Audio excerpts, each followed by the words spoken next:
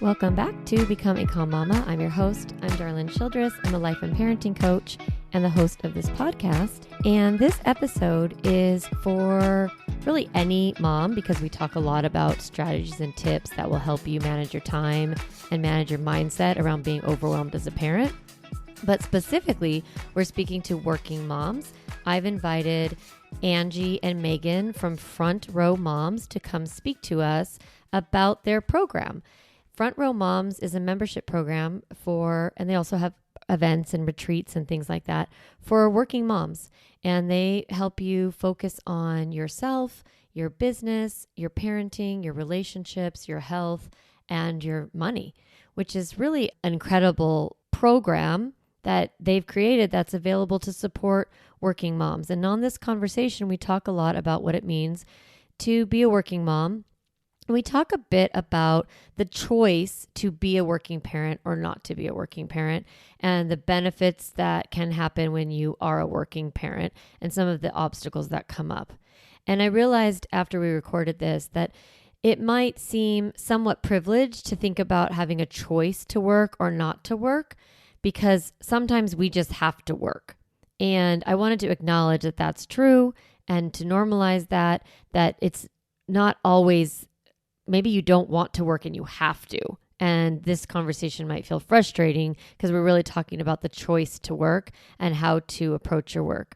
I want to say that no matter how you come to be a working parent, whether that's by choice or because of financial circumstances, I want you to know that this episode is going to be really helpful for you and that Front Row Moms has a place for all working parents because the truth is, regardless of whether we choose it or not, it is still a rough and challenging road that requires a lot of balancing and juggling. And this episode is here for you to get some tips and to normalize some of that frustration, overwhelm, so you don't feel like it's your fault. You don't feel like you're alone. You don't feel like something's wrong with you if you find yourself struggling with some of those time constraints or feelings of guilt or any of the other obstacles that come. So this episode is for you, whether you are a working parent or not, whether you choose to work or you have to work, or you just want tips on managing your life and some mindset strategies to help you in your day-to-day life as a parent. You are going to find something wonderful in this podcast. Here we go. I'm happy to introduce you to Angie and Megan from Front Row Moms.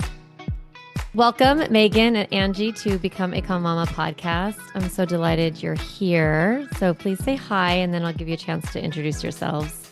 Hi, Darlene. Awesome. So Angie and Megan are the founders of Front Row Moms, and I'm going to let them talk a lot about that. But essentially, this episode is an opportunity to have a discussion about what it's like to balance work and raising a family and the obstacles and challenges that come with that. Most of my podcast and all my listeners know we talk a lot about parenting, and life balance, emotional regulation, kind of how we feel in our lives, our marriages. But I don't talk that much about work and balancing work with parenting. I'm not an expert on it. I'm really excited to have both of you to come and share about this. So if you could introduce yourselves each individually, kind of a little bit about your background, and then we'll start and talk about what Front Row Moms is all about. So who wants to go first? Everybody, I'm Megan Corey. So I live outside of Boulder, Colorado, and I have two boys, ages 10 and 11. They keep me very active. And I was moving up the leadership chain at work. And after I had my second child, it continued to be really difficult. And there were a lot of challenges to the point where at work, they were seeing me become the senior leader. They were grooming me for that. I was looking at everybody around me, and it was me and a room of 17 men in suits, and it just didn't feel right. And it wasn't the fact that I was the only female. It was the fact that I didn't want the burnout, stressed out, work first, and forget about my family life. And so I really started on a huge personal development chain of just looking at what did I want to do? How do I want to work this? How did I want to be more present with my family? And I started my own company, a consulting company where I could have a little more time independence, more freedom of location, and just kind of see where that took me. And during that time, surrounding yourself with different people and different groups. And that's how I met Angie. We were both a part of this facilitation group called Exchange, where you try to find the best of people and you're bringing groups together. And especially during COVID, that was incredibly important. And even though I'm in Colorado and Angie is in British Columbia, we were like, hey, there's this thing that we need to be doing. And Angie will discuss it a little more. I'll let her share that, as she kind of was the real starter of this. And I said I wanted to be a part of this. And so that's how the Front Row Moms community came about. So I'll let Angie share her story and how we got started.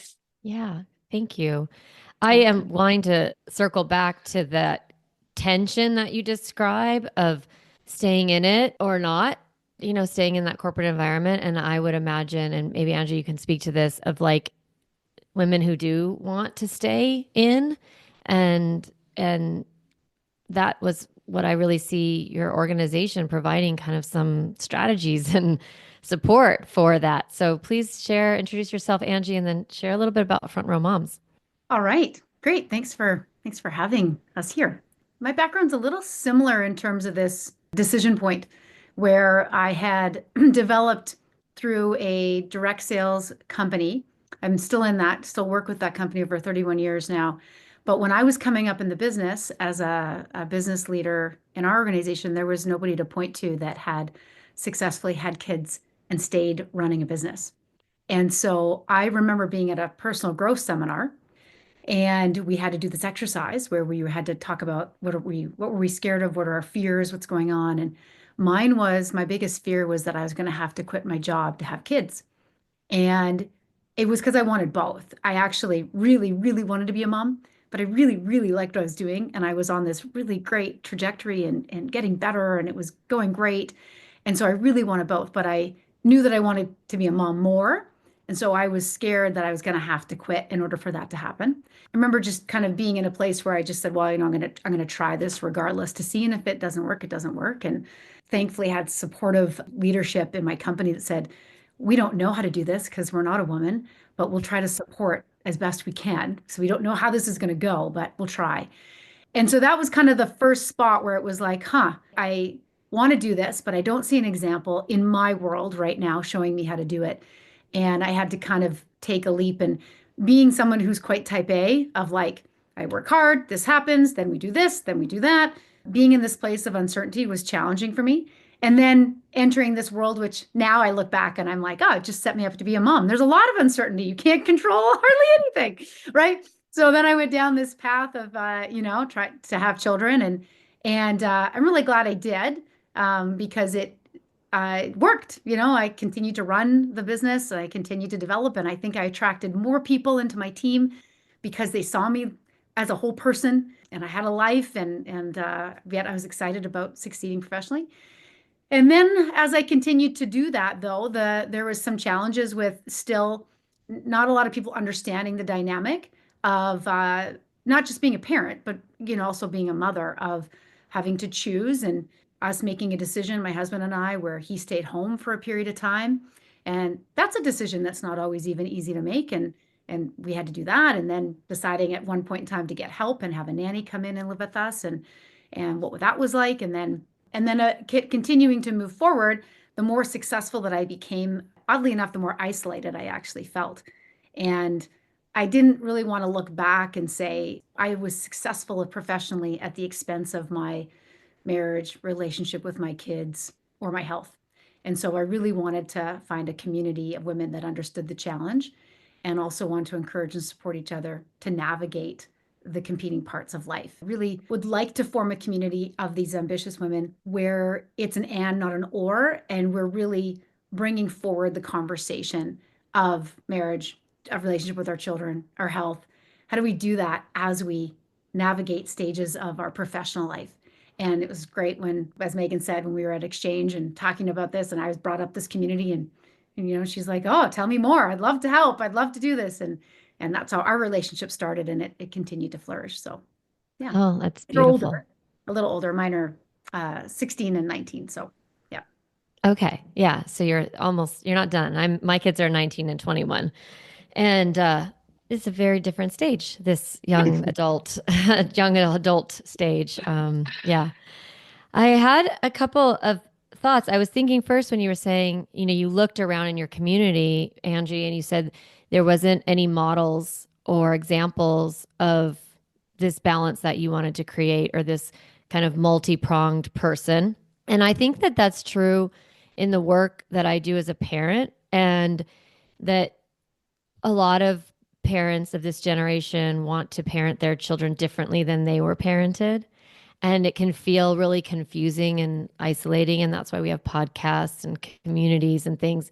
Because when you are doing something counterculture, when you're doing something that doesn't, maybe you don't have a map for in your mind, you do need to come together with other people and brainstorm and get ideas and support and normalize this other Mhm. mission that you've decided for yourself. And so I think that is really the being a trailblazer like that for you, Angie, in your community and your work, just to say like, well, I don't know how to do it, but we're going to figure it out. And then to have the team that you worked for be willing to do that. Do you guys notice that that's a possibility? The people who join your organization, like, is it available to them? They are working for companies that are like, yeah, we're going to help you figure out how to balance your personal life, your marriage, your parenting, your professional success. Yeah. We know there's a lot of companies that are bringing more of the, wellness program perspective into it. So the health for sure, right? So that's a big thing where people are like, all right, we really want to focus on mental health, physical health. And I have seen, and even in when I was working for different companies, bringing on making sure you had time to go pump when you needed to and taking a break to be able to do that. But at the time, I didn't even have, you had to use your own leave, all of your own leave, and you didn't get paid for taking off to have a baby. And I do think all of those things are changing, which I think is great. So they are seeing that, there is a big push for how are we going to keep these mothers working for us because they're incredible and we need them. But are they actually giving and doing resources for these new moms or showing them how to have a better relationship? I don't necessarily know if it's going into that. I haven't seen that exactly, but that's kind of where a community comes together and saying, all right, we are in these professional roles, and everyone has, especially in our community, everyone has different roles. A lot of the women are entrepreneurial minded, but they may not own their own business. They may just be a leader in some sort of fashion, and they're just very passionate about their career. And so that's why we kind of say it's ambitious moms, right? They're all doing something they really care about. But as a mom, you have all of these other things that you rely on and are important to you and you value it. And I think it's those values that bring us all together is we really want to be a good mom, no matter how old our kids are, right? We're still a mom. We really want to have a thriving relationship with a great partner. And how does that change as we get older, as our kids get older, as our careers change, as our needs change? We value our health. We want to take care of ourselves. And especially as we get older, all those changes that women are going through, what is that support system that we have? Mm-hmm. Mm-hmm. Yeah, I was wondering if maybe the organizations aren't like it's not embedded in the system, but that there is a a recognition even that like we need these women in the workforce and their benefit to our product, our productivity. So let's find out what they need. And how do you even have those conversations with your boss or your team? I'm just curious if that's some of the guidance that you have noticed you need to give to moms. I think that it's kind of twofold. Just personally, I remember thinking to myself, oh, I'm really good at time management. I've got that figured out. And then I had kids. Yeah. I was like, I wasn't good at all at time management. And it was just an eye opener to me that I was like, oh, these are things that now, before I was just good at getting things done. I don't think I was good at like managing time. And then I had kids and I realized, oh, I have to get things done or I need to enlist help. And I think when we think about balancing work, the conversation becomes maybe less about it's my kids, but I think that there's a skill that forces people to level up with how to delegate effectively, how to ask for help, how to set boundaries, to know when I'm at capacity or, how can we switch this around or what is the end objective versus how much time does it take, so getting focused a little bit more on results than it is how much time it took to get something done. Because yeah, I think being able to balance a lot of different things is a skill that a lot of mothers can bring into the workplace. And it might not be looked at the same way, but it definitely is. I think it's a skill that's pushed differently. And and you have to know, I think that brings a level of maturity and awareness to have that conversation with somebody. That's definitely comes up in conversation. Like, so if I'm not running my own business, let's say, Yeah. and I do have to have that conversation with somebody, it is being able to go to the table and realize that what you're worth, and Mhm. having confidence in that value, and knowing that you have a lot of value in what you bring to the workplace, and that there's a way to compromise and to get both done. It's just worth having a conversation. And sometimes the harder part is that the person you're having the conversation with maybe doesn't have kids or doesn't have a lot going on. And so then it's harder to for them to relate. But if we can have a conversation about what's the objective, what do we need to get done in a certain period of time, how we get that maybe isn't as important as getting it done, and being okay with it being looking a little different. Yeah, so I have had definitely had that conversation with other women of how do we approach the subject, but it starts a lot of times with being aware that we have value. And I think that's a harder part, is that we don't see it sometimes, so then we don't have the confidence to go into that conversation in the first place. Yeah, that's so true because it's so easy to it, society does a number on women, and it's very easy to think that, our contribution isn't important. We don't matter as much, especially you look around the room and you're like, well, this is all men in suits, and what do I really have to offer? And that kind of feeling. And it, I am so appreciative personally when I go to a doctor's office and I'm working with a female doctor, or I go to a lawyer's office and I have a female lawyer or a female accountant. And I feel much more understood. I feel like they are looking at the solution from a different lens. Women in general have a place in the workforce that is valuable because of our perspective, our ability to be more empathetic, to maybe see problems from a different lens. So maybe it's even helpful to think it's not necessarily personal. Like, yes, you are personally valuable, and your input is important, but also your perspective as a woman and as a mother is also extremely valuable to any community. Oh yeah, I absolutely agree. I also think the way we lead is a little different. The way we approach our positions are a little bit different. The expectations that we try to present, when I'm leading groups or in a situation where I do have a lot of moms that are a part of the group, I understand them. And I want to say, you know what? That's not important. That work's going to be there. You have a sick child, go home. You need to take this time off and go do this. And I just think that perspective sometimes is really helpful to understand. Like, you can lay out those expectations for your leadership as well. But again, it does take that confidence of like, what is my power? How do I get confident about this and see my value?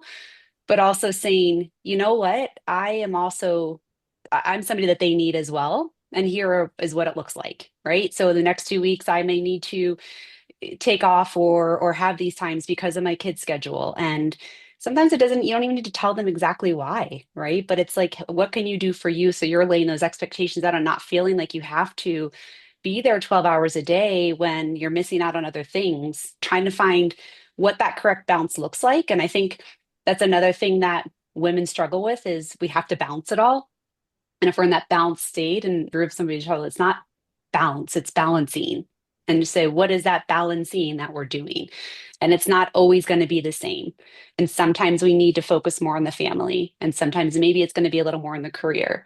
Maybe it's going to be with our relationship, but understanding that we don't have to be doing all the things all the time 100%. And that's okay. So just getting out of that, it has to be perfect.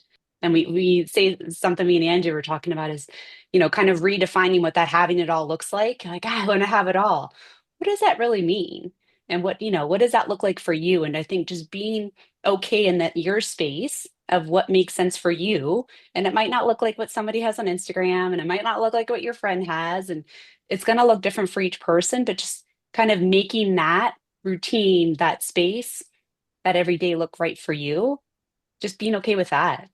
Yeah. And I think what you said, Angie, is so important of being more results driven in your work and talking about, like, if you know you're going to have to take time not take time off, but maybe manage your time differently to focus on a different area of your life while still getting your work done.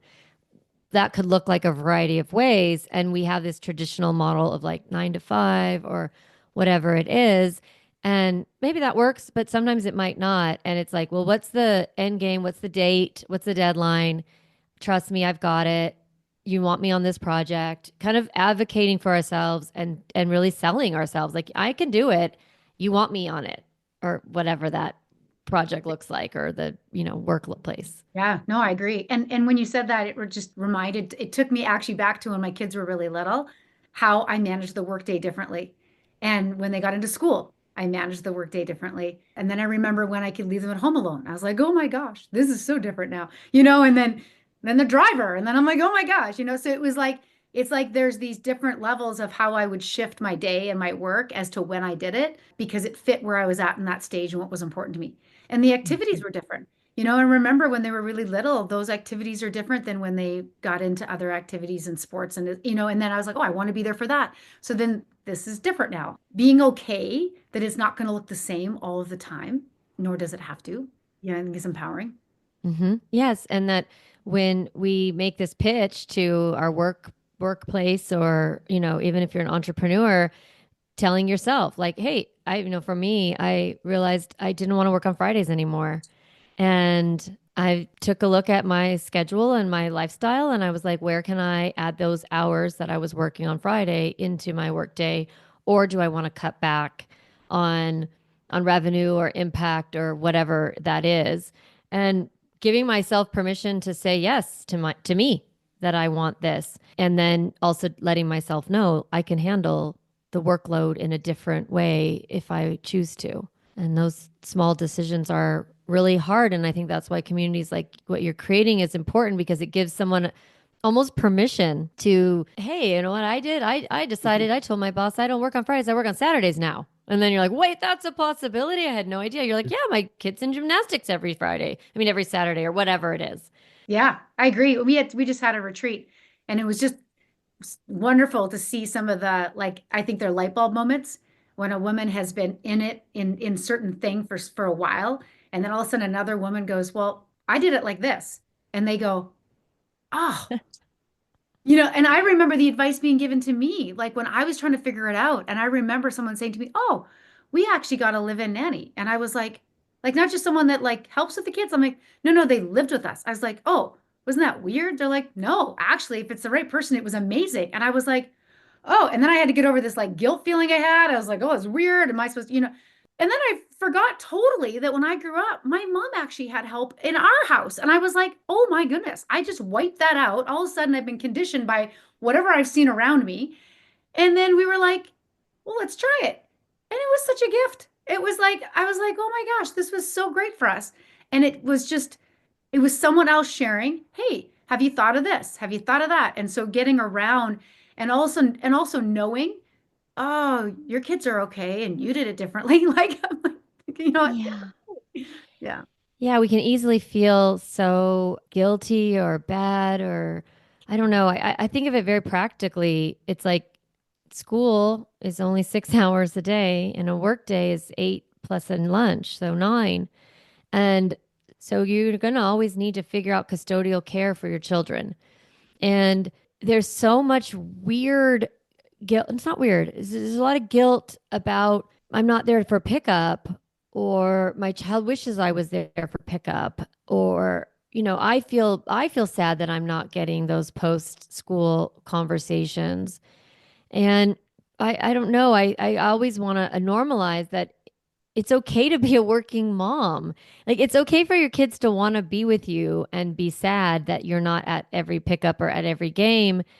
And and that you get to prioritize, like you said, your professional achievement, your professional success, I think you said. And I just think when I look at what you're doing, both of you with Front Row Moms, and normalizing ambition and normalizing wanting to be successful in the workplace, and that that's okay, and just wanting what you want.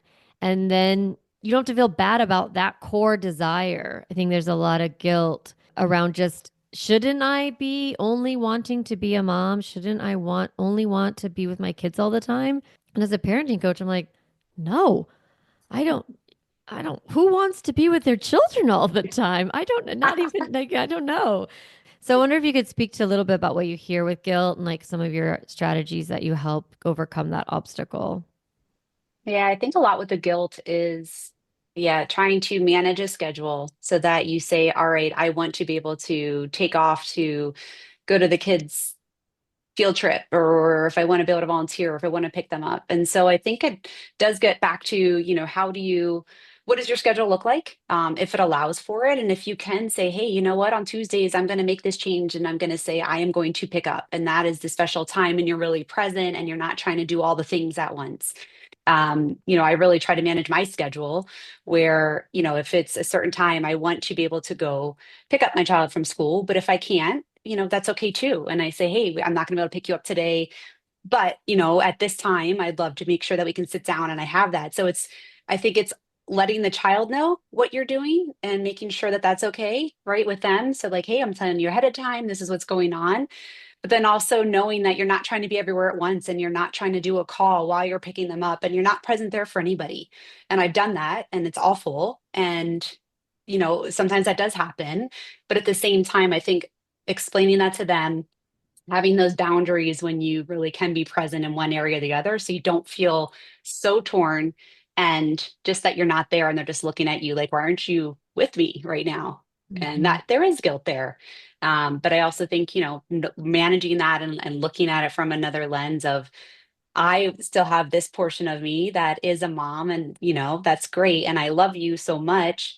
But look at what else mommy is doing. And I am out there doing these things and I am working hard. And look at all the things that we can have because of that and the time I can take off with you. And, just making sure that they understand that. And for yourself, you understand that. If you put those boundaries up, it helps you really put in place what the work family and putting that. And it does get harder and mesh together as we a lot more work from home.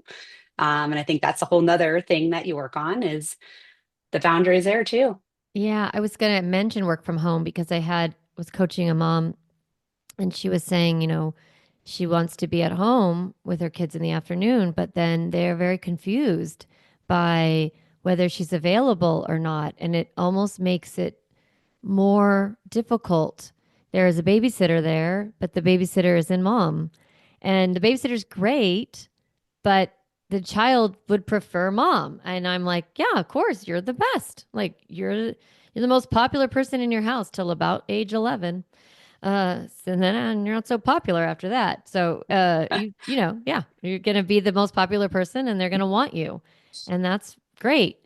But if you are at home, they're going to feel more confused and possibly even more rejected. Not that's not the right word, but like more confused about why aren't you playing with me? And so yeah, you can have very clear boundaries. Don't come to my door and teach your kids what's expected.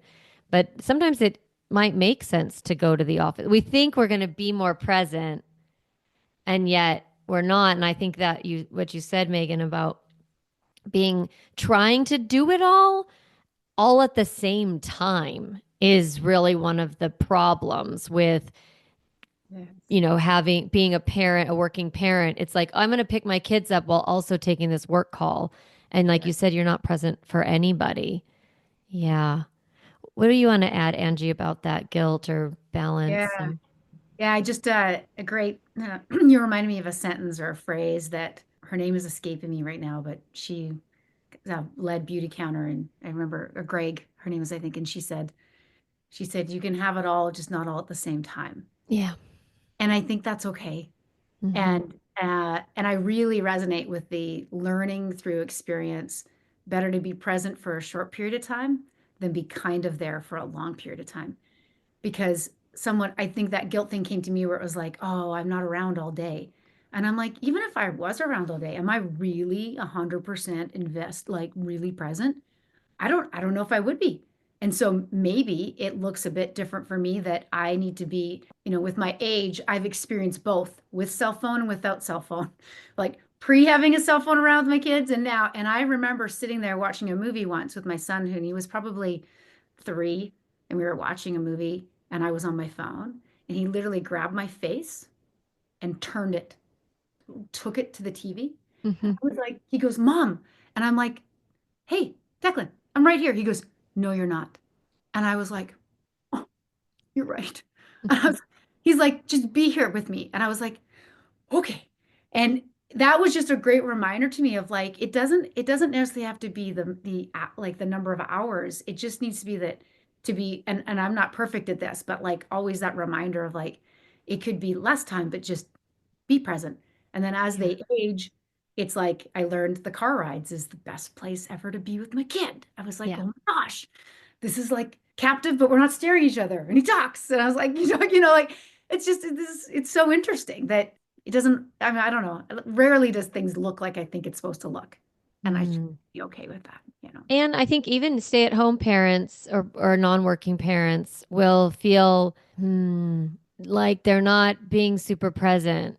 Yeah. And I honestly would like to just normalize that child rearing is really boring and it's very unstimulating. And when you are a bright woman with a lot of gifts and talents and skills, and anyone listening to this podcast is one of those women, that you might find it pretty boring to figure out the exact number of seconds to cook a frozen meatball. It's not, you're like, whoa, look at me. And if you find yourself doing a lot of volunteering and, being really involved in the school and those kinds of things, it might be because you really miss work. You miss having something beyond child rearing. And I think, Angie, you can speak to it a little bit. It's like it does change significantly as you get older. And I think about this like, I know when I stopped working, I was a teacher and then I had a baby. And it was like, well, it doesn't make any sense to pay childcare because I would be paying as much as I make. I didn't want to stay being a teacher, but I hear this from women a lot and they give up their career and won't even stay in a little bit and they kind of get dissatisfied. They miss it a lot. And the truth is that pretty soon you don't have that much care to pay for. Like it's not that many years that you are paying for that level of childcare and it slowly goes away. So we think about child rearing as being this really intense period of time, but it's kind of like 10 to 15 years. And if you think of your whole work life, that's 40 plus years. If you have something you're passionate about and interested in and want to pursue, like go ahead. Your child rearing years are short. And they always say like, oh, take advantage of it, slurp it up, blah, blah, blah, blah. It's going to go so fast. And I appreciate it. I understand. But if you're unhappy and you miss work, it's okay to figure it out. And that's why these communities are so important because it can normalize just that. Absolutely. Yeah. We talk about this so much. I mean, just having that other desire and passion for something, almost we see so much of it in our community is in that value of it makes you a better mom. It makes you a better wife. It makes you a better, right? You have all these, you're passionate about something and there's nothing wrong with that, right? It's okay to have that thing that you're like, oh, this is really my thing. Because as a mom, you're pulled that way. You're pulled that way and you have that label and we all love being moms, but it's also like what we can do other things. And the same thing as, okay, you're not just this person's wife or partner, you also are this. So we can, and having that thing gives you that independence, it gives you the desire. And so you don't feel like you're missing out because you are almost, it's like, it's okay to go do this thing. And you can do all these things.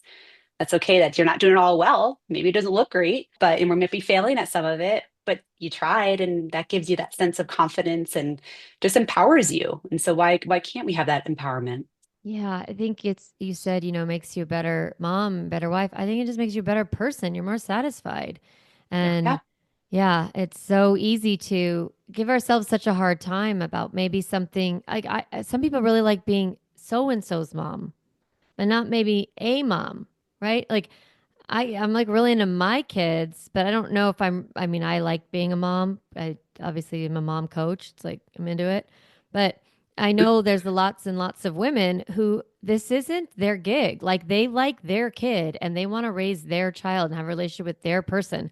But like I'm not that into homemaking. And I know some people very satisfied in homemaking and they like it and they like figuring out recipes and things like that. Homemaking is not satisfying to me. And that is doesn't make me less of a woman. That's one of the messages we get is like this is the version of femininity and this is a version of women is like mother, wife, homemaker, and that's not always true because we're just people. Right. Yeah, Angie was nodding. What do you have? Yeah. Uh-huh. I'm like, I love it. I think that it reminds me of the phrase, it takes a village to raise a human. And I think the more people that my kids can get exposed to, the better. Because there's not just one way and they're not going to be me. And if they're only seeing the way I'm doing it, I'm probably not serving them the best for them to tap into their gifts too, right? And I think that when we get around a lot of people, whether that's carpooling to the soccer because I couldn't take you to the soccer game, so you're carpooling with another family. So now there's someone else that's kind of shaping a little bit of your thoughts, right? Or then it's our turn and we have someone, or you're coming to my house or you're going there. Like I feel like that is also a gift because we're not all the same. And that's totally fine that we aren't.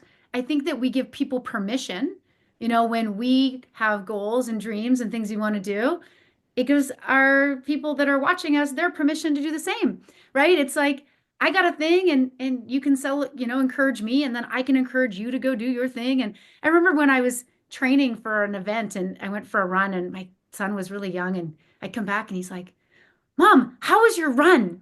And he was like genuinely like super excited for me. And I was like, I remember feeling a bit guilty too then. I was like, oh, it was a long run. I was gone in the morning. And he's like, how was it? I was like, it was great. Thanks for asking. But I think it's healthy. It is my choice to have kids. So yes, they are going to come first in so many areas. But I think that we can all compromise together to know that you're going to need to learn how to cook too. And you're going to need to learn how to do your laundry. And you're going to need to like, if we're not bringing other help in, we're all going to kind of pitch in here. And Yeah, that's a good thing because then when it is.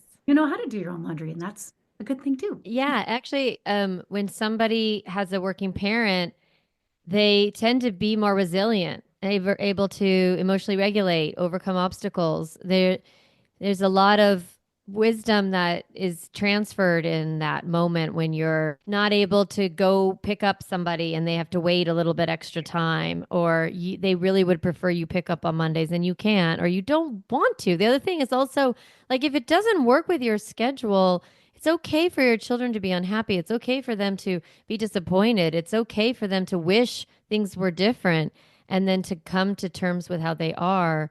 Those are really important life skills. That's where grit is formed and resilience is formed. And a lot of times we think if we can do something, we should. And that's not necessarily true for our children. Sometimes we can and we don't want to, so we don't. And they get to, I don't mean to be like rude about it. Of course, like you said, Angie, it's like they're your kids, you're going to prioritize them. And sometimes our guilt in our sense of responsibility is misplaced and it makes it so that we deprive our children of an opportunity to develop resilience and grow self-concept and become more competent. And if you can sell yourself on the idea that your working life is valuable, it's not this giant negative for your kids. Like there's some benefits too that maybe it can help relieve some of that guilt. I wondered if we could talk a minute about the reality of it because it's like we can say, yes, I want what I want. I have the desire. I have this passion. I'm interested in work. I want to pursue this thing. Okay, great. You have your desire. We normalize that. And we say, okay, it's good for your kids. Okay, yep. We normalize that. Maybe they drop the guilt. Now we have the actual overwhelm of trying to do the things. And I wondered if you could speak on what that overwhelm is like and how you support women who feel that way. Because the truth is, it's not an easy path. Yeah, it's not an easy path. Exactly. I mean, it goes back to even what Angie was saying. So bringing in a village, especially if you have multiple kids and they're going to many different places, and you're like, all right, who's taking who where tonight, and who can bring home, or looking at your schedule and saying, this is what I can do. This works for me. Or you have a spouse out of town and like, hey, I need help this week. Please help me. Can you take the kids here? Whatever it may be. And it's, in those weeks, maybe it's dinner out. And because you're like, you know what, I didn't have time to cook that day. And that's okay. It's not a bad thing. And the kids actually love it anyway. Or like, you're just getting chicken nuggets tonight. Sorry, that's what's happening. Or you're eating breakfast for dinner. I think it gets back to the not having to be perfect. So when we are overwhelmed, and we're like, hey, we're just in survival mode right now. And that comes in seasons. And there might be a season where you're really busy at work and you just don't have as much time to support things with the family. And so, just how do you prep for that? What does that look like? Do you know ahead of time it's going to happen? And again, it won't look perfect, and that's okay. And, again, maybe setting those boundaries up, because we can just continue to work and work and work.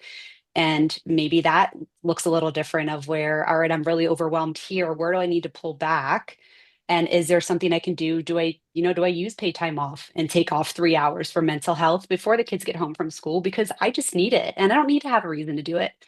Whatever. That's what I'm going to do, because I can't do it any other time, even if it's just going to the grocery store, even if it's just sitting on the couch. But I think we need to normalize it being okay for us to take that time for ourselves, knowing when we need it and not too far into it where we can't pull ourselves out.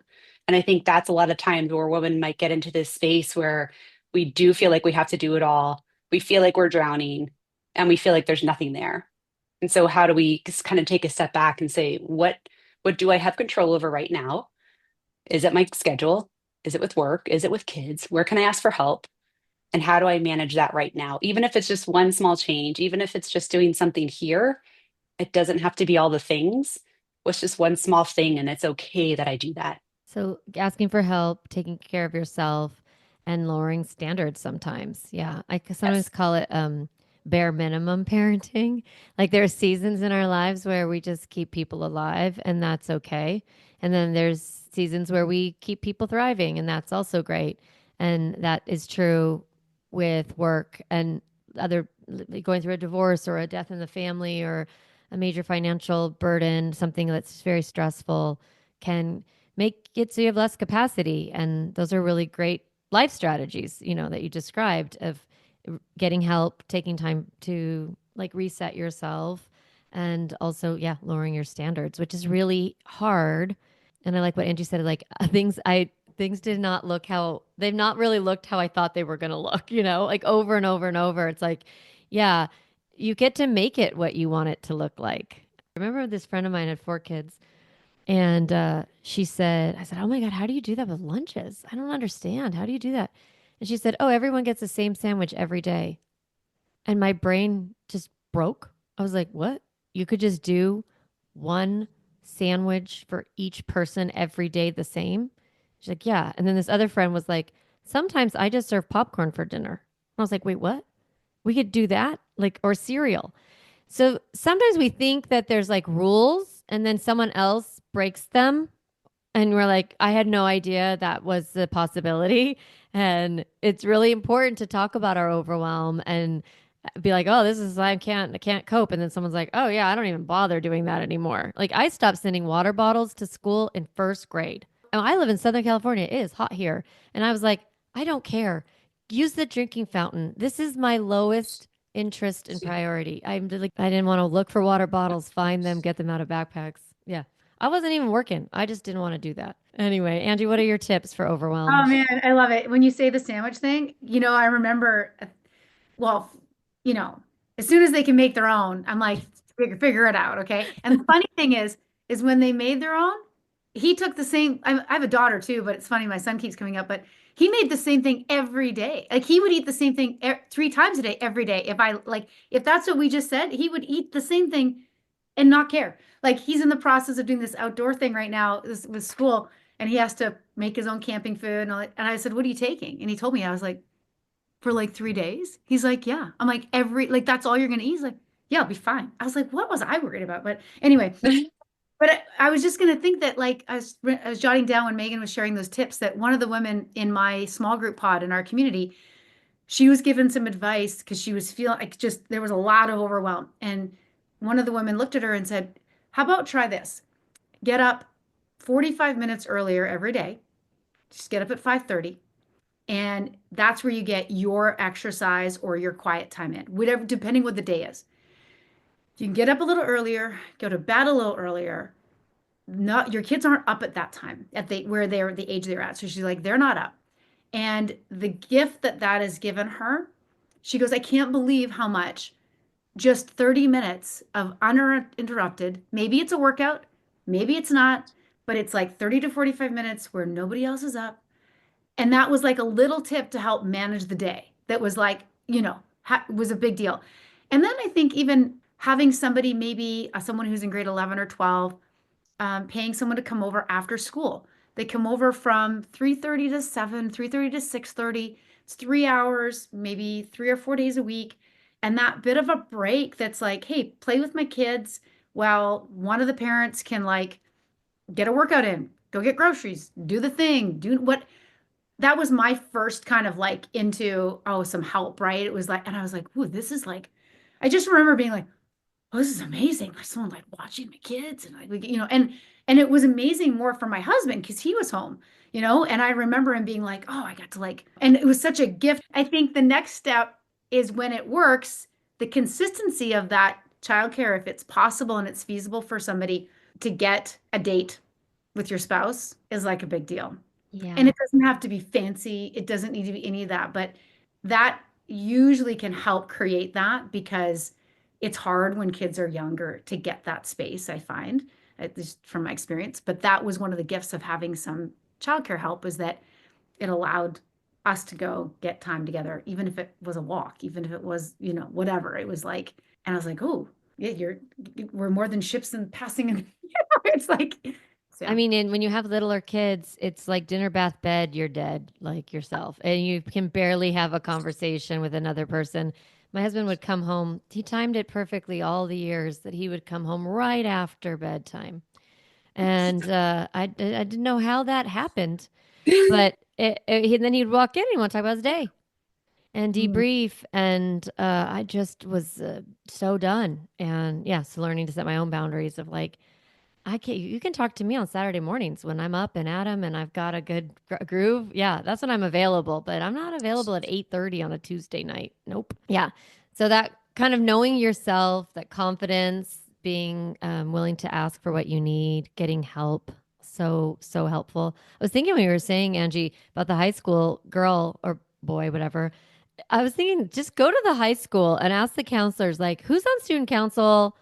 But isn't like in a bunch of other sports. Like you don't want someone who's in too many sports because they're busy. But if you get someone who's like, really good student and, has some skills and yeah, they probably know who needs some extra cash. Yeah. So go to your high school and ask around. I love it. Well, tell us how Front Row Moms works. Like, it's a membership model. Can you just give us a little bit of tips on how to join? Because I think people who are listening, who are working parents, are looking for this type of support. So tell us how to join or what it looks like. Absolutely. Yeah. So we are a membership based model. Within the membership, we have these small groups that Angie alluded to. So these, what we call pods. And so it's a group of 4 to 6 women, and you meet with them twice a month. And you get to talk about your wins, possible challenges. You can get feedback from them. And it's just your time to be able to share your own things that you might be going through, get feedback. Maybe we kind of call it positive accountability, positive support. So if there's something you're like, I need you guys to hold me accountable to this. This is what I'm focused on, or I'm having this challenge with my husband, or, there's something with my career that I'm looking through, or I need support on this. You have that time. And a lot of times that space is hard to find with just having, our friends are great, but they might not give you that real feedback in real time. So the small groups is part of the membership. We are going to be doing 2 in-person retreats a year. And so you get a discount to the retreats. And those are incredible. Our next one's coming up in November 4th to 6th in Austin. And we do virtual events throughout the year. And Darlene, we're going to have you on in our next one. So we do virtual events, and they're all based on our pillars. And we have 6 pillars within our community, and it's vibrant health, purposeful parenting, thriving relationships, business evolution, emotional intelligence, and financial empowerment. And so these are all the things that we really feel are encompassing to women independence and what we value. And so we usually have expert speakers come in and speak on a specific topic. A lot of our events, whether it's in person or virtual, there's a lot of interaction. So it's not just somebody talking at you. You're actually interacting with folks. You're having deep conversations. You're able time to reflect. So we love to have experts come in and do those types of presentations for us. Yeah. And then in addition, we have a partnership with a company called Incredible Family. And it's a strength-based parenting program that allows you to take a short assessment. Where are some of my strengths and how do I leverage those strengths when I'm parenting versus sometimes we see them as a challenge, I'm too this or I'm too that. And so Kelly McGinnis, who runs that, one of our members, she does a great job of helping people learn those. And then what's your partner's strengths and how can you leverage those, which is, I think, really positive and adds a lot. And then we have a private Slack community where members have space to be able to ask questions and comments and share resources and ideas. And then each pod can share as well. And so those pods are like, I guess it's a great way to think about them like a bridge between the in-person retreats. And so it allows you to form these little deeper and faster to get deep dive conversations quicker with that small group of women. And then when we go to the retreats, they get an opportunity to get exposed and continue to build upon those relationships too. Yeah. So beautiful. Yeah. I love all of it, the pillars and the experts. And I'm excited to join the community, and members of my community can join. So we're going to give you guys a code so you can come to that parenting, talking from chaos to calm. Yeah. And some strategies for parenting in this way of the Calm Mama process, and also just for anybody who's trying to figure out how to balance while staying emotionally regulated. And so that'll be coming up. We'll share all those details for the pod. So thank you so much. How can people find you? How can they join? How can they sign up? What's the best way to get to know your community? Yep, website frontrowmoms.com. You can find us there. So we have talked to any of our events coming up, who we are. You can sign up just to get more information for upcoming events. And we also have our membership details on there. We have a Facebook group online, Front Row Moms. It's a closed Facebook group. We have a Facebook page. We have an Instagram account, Front Row Moms, on there. So those are probably the best ways. Wonderful. Well, thanks again for being on the podcast. Such a delight. And you two are just doing God's work, as they say, while helping all these moms, live their dreams, really. So that's off to you. Thank you. Thanks for having us on. Thank you. Yeah. All right. I really hope you enjoyed that episode. It was really a delight for me to meet Angie and Megan and to learn about Front Row Moms.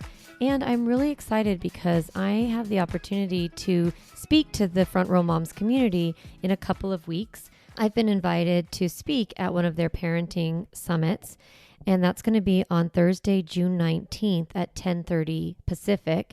And anyone listening is invited to join us in this workshop, in this webinar. It's going to be really interactive, and the topic is chaos to calm. And I'm going to be talking about some of the foundational principles that I teach in my programs around self-regulation, emotional connection with our kids, and boundaries. I'm going to kind of go through the Calm Mama process, and I'll speak for a bit and then open it up for questions. And normally the cost is $45, but if you are part of my newsletter, if you receive my newsletter, you will get a coupon code that makes the event free for you to attend. And it'll give you a real good taste of what it's like to be in the Front Row Moms community, and also get to know me if you've never saw me teach, or you don't really know, you're not familiar, you're just learning about the podcast now, and you're kind of curious about my teaching style. That would also be a great opportunity for you to get to know me as well as Front Row Moms. So you can sign up for that event at frontrowmoms.com under events. And if you are not part of the newsletter and you didn't get the code to join for free for the Front Row Moms event, be sure to do that. You can subscribe to my newsletter at my website, calmmamacoaching.com. Go to the resources page, pick any free resource, click on that. You'll get a free resource from me, like the Stop Yelling cheat sheet or the summer toolkit, or ways to calm yourself, calm your nervous system as a parent. Any of those resources are available for free, and it'll put you on the newsletter. And then you'll get the code for the Front Row Moms event, which is a $45 savings. So lots of good reasons to hang out in my newsletter and also to join us at this event, and then plus get to know Front Row Moms. So be sure to take advantage of this opportunity. And I'm wishing you just a great week, and I will talk to you next time.